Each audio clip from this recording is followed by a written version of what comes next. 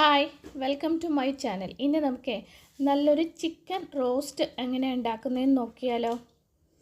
അതിന് വേണ്ടിയിട്ട് ഞാനിവിടെ ഒരു 3/4 കിലോളം ചിക്കൻ എടുത്തിട്ടുണ്ട്. പിന്നെ കൂടെ ഒരു 2 ചെറിയ സവാളയും ഒരു 10-20 കുഞ്ഞുള്ളി അരിഞ്ഞതും ഒരു ചെറിയ തക്കാളിയും കുറച്ച് പച്ചമുളകും എടുത്തിട്ടുണ്ട്. ഇതിനു വേണ്ടി ഞാനൊരു ചീനച്ചട്ടി അടുപ്പത്ത് വെച്ചിട്ടുണ്ട്. അതിലേക്ക് ഒരു 3-4 ടേബിൾ സ്പൂണോളം വെളിച്ചെണ്ണ ഒഴിച്ചു കൊടുക്കാവേ. വെളിച്ചെണ്ണ ഒന്ന് ചൂടായി കഴിയുമ്പോഴത്തേന് അതിലേക്ക് നമ്മൾ ഒരു 1.5 ടേബിൾ സ്പൂൺ ഇഞ്ചിയും വെളുത്തുള്ളി ചതച്ചതും കൂടെ ഒരു 3-4 പച്ചമുളക് അരിഞ്ഞതും കൂടെ ഇട്ട് കൊടുക്കാം. പിന്നെ ഇതിലേക്ക് നമ്മൾ അരിഞ്ഞു വെച്ചിരിക്കുന്ന സവാളയും കുഞ്ഞുള്ളി ഇട്ട് കൊടുക്കാം. കൂടെ ആവശ്യത്തിനുള്ള ഉപ്പ് കൂടെ ഇട്ട് കൊടുത്തിട്ട് കുറച്ച് കറിവേപ്പില കൂടി ഇട്ട് കൊടുക്കാം.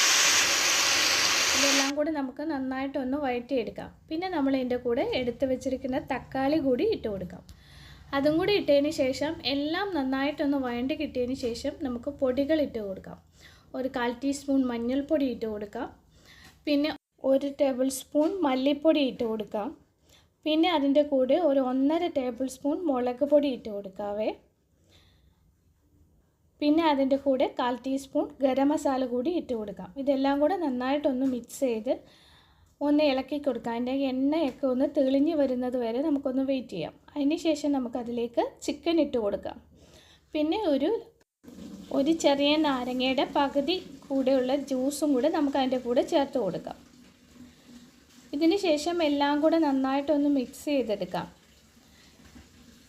പിന്നെ നമുക്ക് ഇതൊന്ന് അടച്ച് വെച്ച് ഒരു ലോ ഫ്ലെയിമിൽ ഒരു 5 മിനിറ്റ് നമുക്കൊന്ന് വേവിച്ചെടുക്കാം.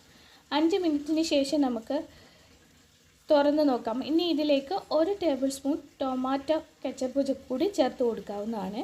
ഉണ്ടെങ്കിൽ മാത്രം മതി. പിന്നെ ഇതിൻ്റെ കൂടെ നമ്മൾ ഒരു 1/2 കപ്പ് വെള്ളം കൂടി ചേർത്ത് കൊടുക്കുന്നുണ്ട്, ചിക്കനൊന്ന് വെന്ത് കിട്ടാൻ വേണ്ടിയിട്ട്. എന്നിട്ട് ഇത് അടച്ച് വെച്ച് നമുക്ക് ഒരു 10 മിനിറ്റോളം നമുക്കൊന്ന് വേവിച്ചെടുക്കാം. ഇടയ്ക്കിടയ്ക്ക് ഒന്ന് ഇളക്കി കൊടുക്കണം, അടുക്കി പിടിക്കാണ്ടൊക്കെ ഒന്ന് ഇളക്കി കൊടുക്കണം. അങ്ങനെ ഇളക്കി നന്നായിട്ട് നമുക്കൊന്ന് വേവിച്ചെടുക്കാം. നമ്മുടെ ചിക്കൻ വെന്ത് കിട്ടിയിട്ടുണ്ട്. ഇനി ഇതിലേക്ക് ഒരു 1/4 ടീസ്പൂൺ കുരുമുളക് പൊടി കൂടി ഇട്ട് കൊടുക്കാം. പിന്നെ ഞാൻ ഒരു തണ്ട് കറിവേപ്പില കൂടി ഇട്ടുന്നുണ്ട്.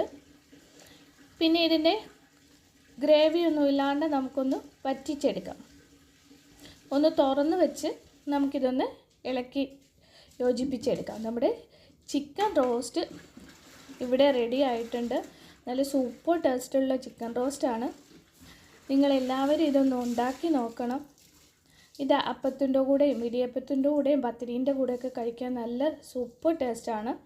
നിങ്ങളെല്ലാവരും ഇതൊന്ന് ഉണ്ടാക്കി നോക്കണം. ഇഷ്ടപ്പെടുവാണെങ്കിൽ ലൈക്ക് ചെയ്യാനും ഷെയർ ചെയ്യാനും സബ്സ്ക്രൈബ് ചെയ്യാനും ഒന്നും മറക്കല്ലേ. ഇതുവരെ എന്നെ സപ്പോർട്ട് ചെയ്ത എല്ലാവർക്കും നന്ദി. Thank you.